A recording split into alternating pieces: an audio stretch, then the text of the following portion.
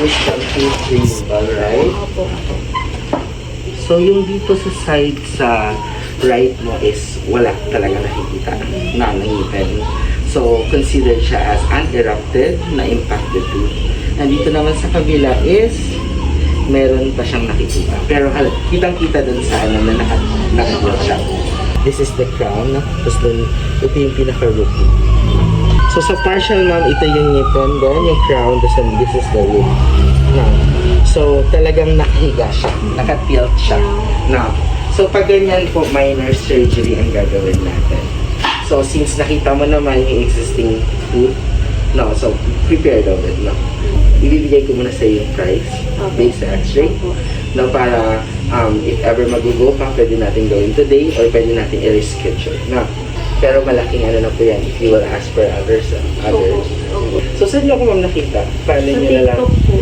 TikTok, nag-message ka. Sa live. Doon sa live mo, ano ako doon. Sabi ko, Nag-message. Dok, bubunutan mo pa ako, umuwi ka na. Ikaw yun. Okay, sige. Saan pa kayo galing? Sa Solis pa po. Saan solis? Sa Tondo. Tondo, Manila. Ayan. Grabe talaga. Umaabot ng Tondo ang ano. Gusto ko talaga siya ipabunot ngayon. Yun talaga yung gusto ko. Kaso may lakad ako ng Monday.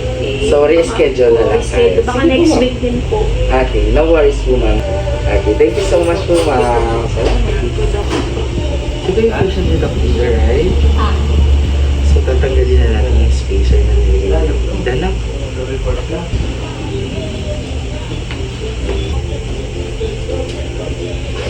Concerns. Kasi pag pinatagal mo to, especially this one, no? Kasi wala na siya masyadong kita, no? Tawa ang option mo. Since sumasakit lang siya during the time na parang jerk lang, parang pulso lang, pwede pa siyang pastahan. So, ito yung ngipin natin. Ngipin natin pag walang sira. So, itong pulp natin, once na malapit na yung sira, closer na, nagkakaroon siya ng effect na mangingilong pag pumapasok yung pagkain.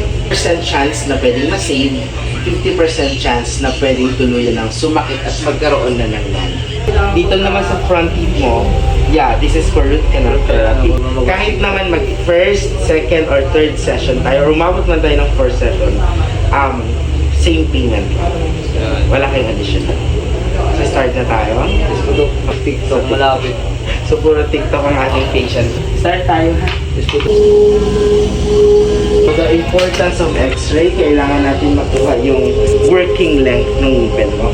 So, this is the 0.5 or 1 millimeter. Saktong-sakto lang. Kasi kanina, nung nag-x-ray tayo, ngipin, ang laki pa ng na? Bakbak yan, Doc. Yeah. Anong procedure niyan, Doc? Root canal therapy. Ang doktor na walang pahinga. Kuracho. Diyos ko po, aray mo. Aray mo. Aray mo.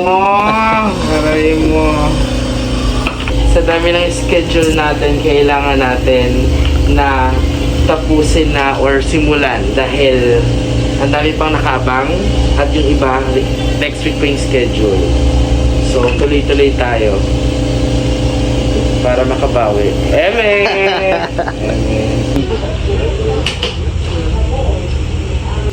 Baka sa amin ngipin ko dyan. Removal yan, Doc. Yes. So, adjustment tayo today. Right? Tapos bulat ng bagang.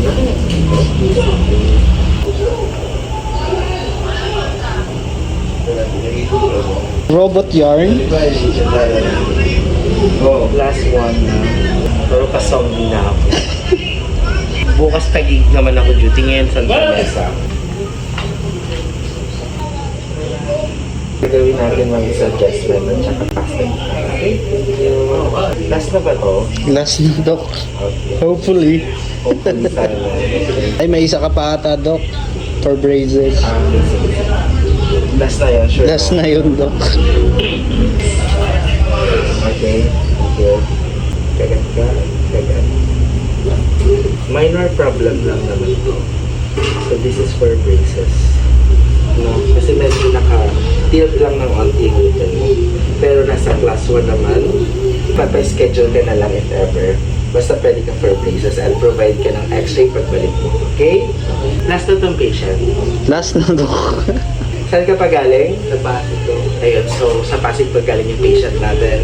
Mga katuts, this is the end of this day sa ating duty na galing pang Samar. 17 hours ang biyahe. Kasama na yung barko doon. At zombie ng inyong katuts, pero lumaban pa rin. Nakilang patient tayo? 7, Doc. 7 patient. Imagine niyo after lunch ako nag-start, isa 7 patient pa. So bukas sa Taguig na naman ako mag-duty. So sa mga magpapahabol pa dyan na magpa-sked, direct messages in our social media platform.